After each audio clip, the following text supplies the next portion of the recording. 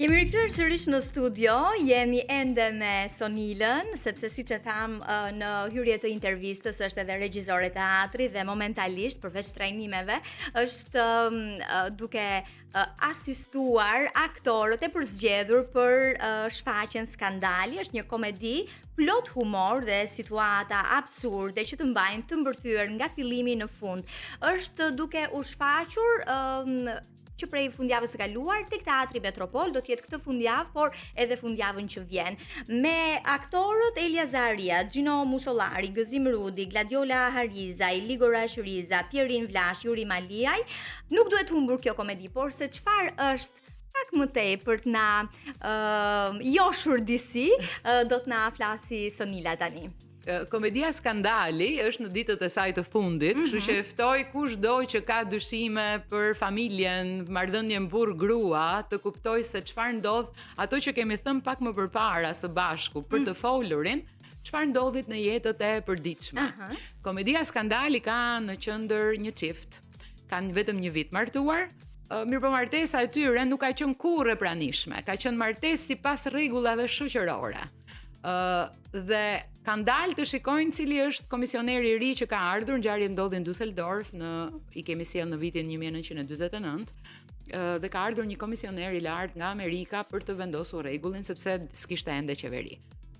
Dhe njerëzit kanë dalë ta shikojnë se kush është, çfarë parade do të bëjë personi i ri që ka ardhur.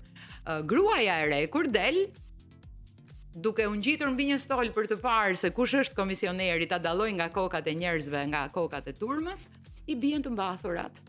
Dhe në momentin që kjo ndodh, të gjitha frustrimet e burrave që ishin aty fillojnë dhe ndizet fantazia, ndizet imagjinata.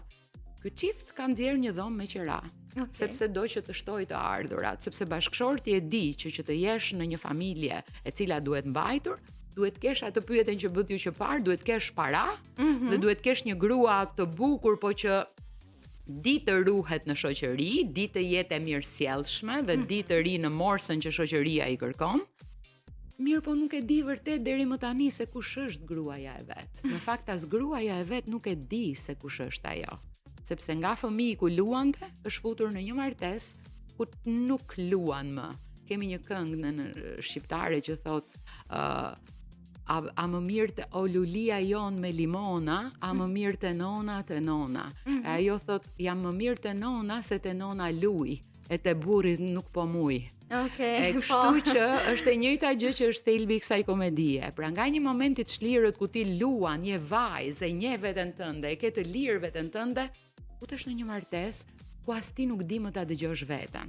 Por kryesisht flet me pikpyetje, a jam unë e mjaftueshme që të jem mirë për ta bërë këtë gjë siç duhet? Dhe harron veten. Dhe kur harron veten, fillon dhe futesh në një marrëdhënie që është e vdekur, është e tharë, është si lulet e thara në vazo. Çfarë ndodh? Ndizet fantazia nga ky incident i papritur, të cilin burri e quan skandal dhe mendon që do ta heqin nga puna sepse ai është zyrtar shtetëror, dhe fillojnë dhe vinë për të marrë dhomën me qira sepse ju ndizet fantazia për këtë vajzë të bukur që kanë parë në shesh. Dhe aty fillojnë edhe kanë situata nga më të ndryshmet, nga më komiket. Burri vet nuk e kupton se çfarë po ndodh sepse është i prirur ta ketë vëmendjen tek parat. Rolin kryesor ka Elia në këtë. E ka Elia Zaharia, ka bërë një punë të shkëlqyer dhe falenderoj jashtëzakonisht shumë sepse kemi patur një bashkëpunim jashtëzakonisht të mirë dhe eksplorues dhe kemi zbuluar gjëra që për mua kjo është e bukura në çdo shfaqje.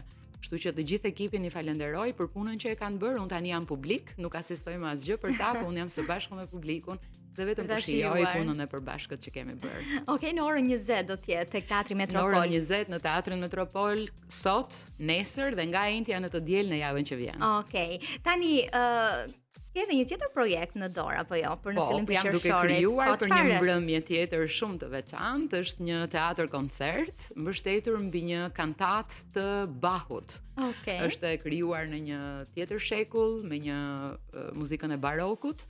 Dhe kemi bërë një riformatim të ri për të kuptuar se çfarë mundet një vajzë e re në një negociat me prindin i cili nuk ja lejon një ritual që për ato vite nuk ju lejoi femrave, siç ishte pirja e kafes, I mëson babait që nuk je ti që e vendos kontratën time, por unë kam një zë në kontratën time.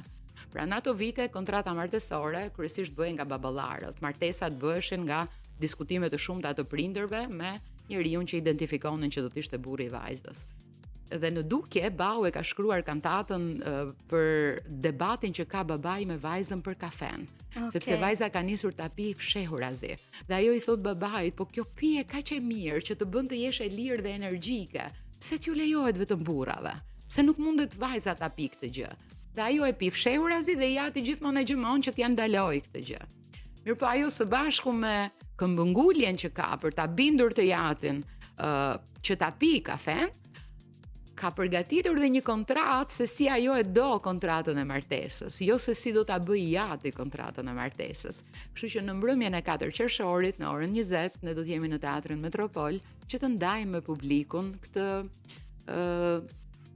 ngrohtësi dhe dritë që vjen nga një kohë tjetër, po për të na thënë ende gjëra që edhe sot kanë kuptim. Patjetër, dhe sa gjëra bëjnë fshehur vajzat e ditëve të sot. Po, por nëse mëson të negociosh, nëse mëson mjetin e negociatësh, dhe nëse ti ke zë për ta thënë atë që do dhe atë që mendon, atëherë gjithmonë e ke një mundësi. Kështu që ftesa jonë artistike është që njerëzit ta kuptojnë që mes negociatave, mes këmbguljes për gjën që mendon që është e mirë, duhet të arrish atë që ndëron. E vërtet. Sonila, shumë faleminderit që ishe në studio. Faleminderit edhe juve. Ju uroj shumë suksese, jo vetëm në teatr, por edhe në përditshmëri, në trajnimet që bën dhe e them me plot bindjen, janë me fat ata që punojnë me ty. Faleminderit shumë, Ada. Edhe unë të uroj shumë suksese në gjërat që bën, por edhe shumë shëndet. Shumë faleminderit. Okej, do të kemi mundësi besoj edhe herë të tjera të takohemi. Patjetër, pa diskutim. Në studio.